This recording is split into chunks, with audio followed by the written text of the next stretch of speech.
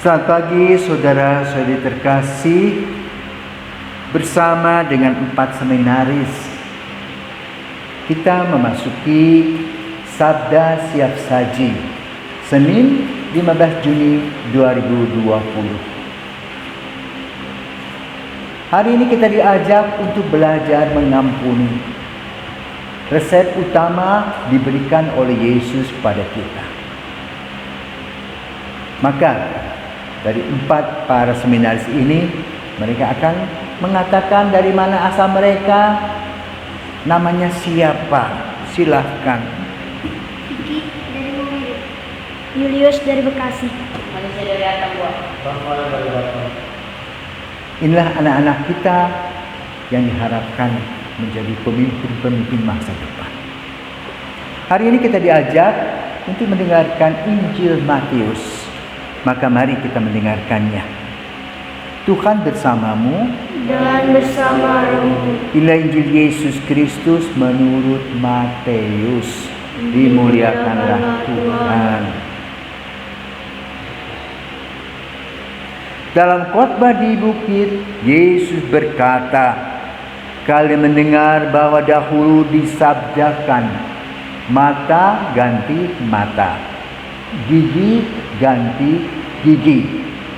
Tetapi aku berkata kepadamu, janganlah kalian melawan orang yang berbuat jahat kepadamu.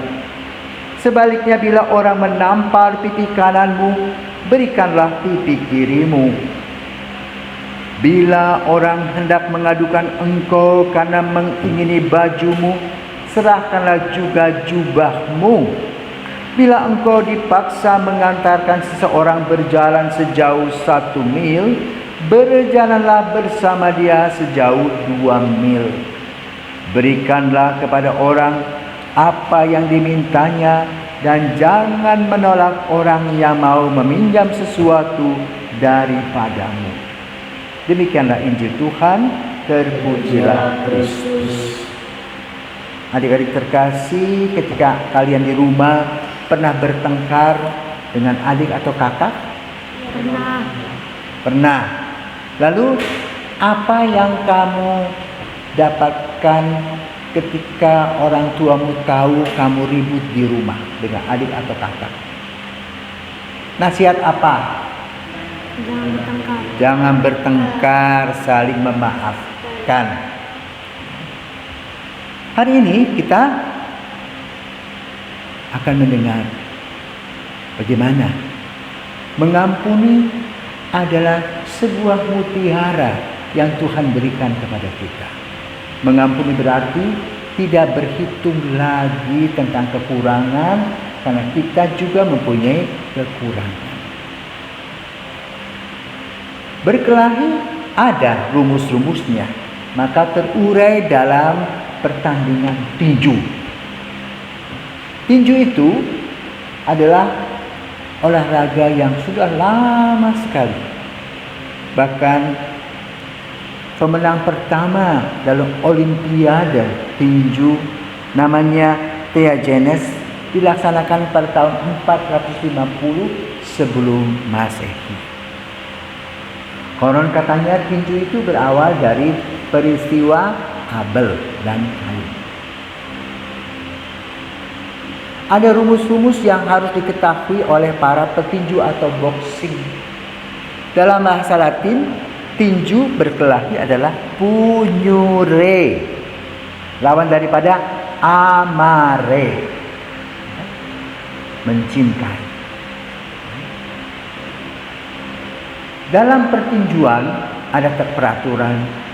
Orang mengepakkan tinju dengan sarung kulit, dan mereka tidak boleh memukul kepala bagian belakang. Mereka juga tidak boleh mencaci maki dan mengolok-olok. Mereka tidak boleh memukul atau menendang alat vital.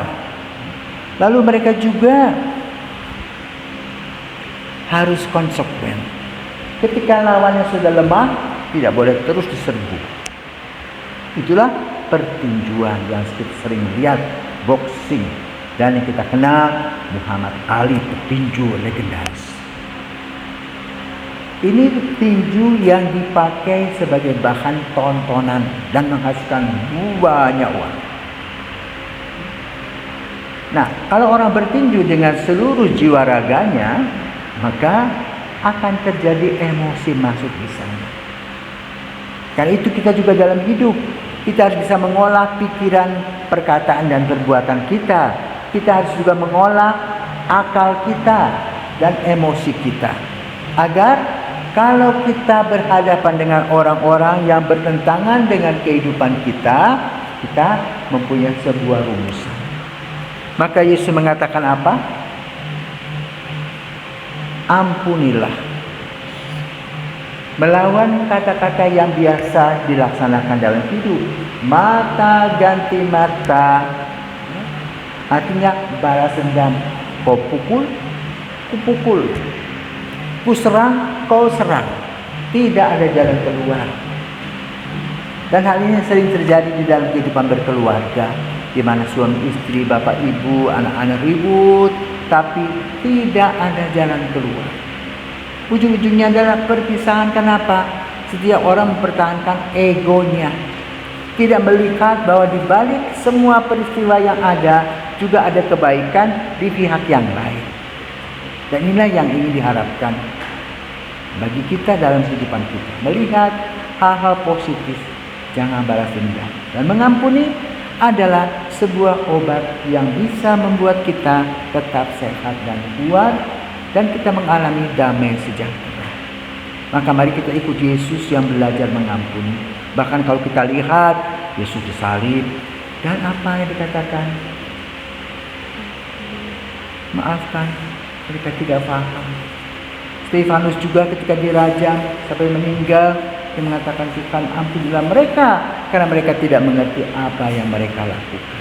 Mari kita sebagai pengikut Yesus kita belajar untuk mengampuni, tidak berhitung lagi, melihat hal positif yang ada dalam diri saudara-saudara kita, adik kakak kita, sehingga ketika ada hal-hal negatif dalam hidupnya, kita melihat dan memaklumi semuanya itu.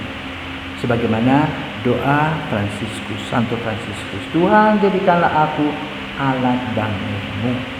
Ada sebuah lagu yang kamu ingat, kasih itu lemah lembut. Mari kita nyanyikan. Kasih pasti lemah lembut, kasih pasti memaafkan, kasih pasti murah hati, kasih-Mu Tuhan. Selamat pagi, Tuhan memberkati.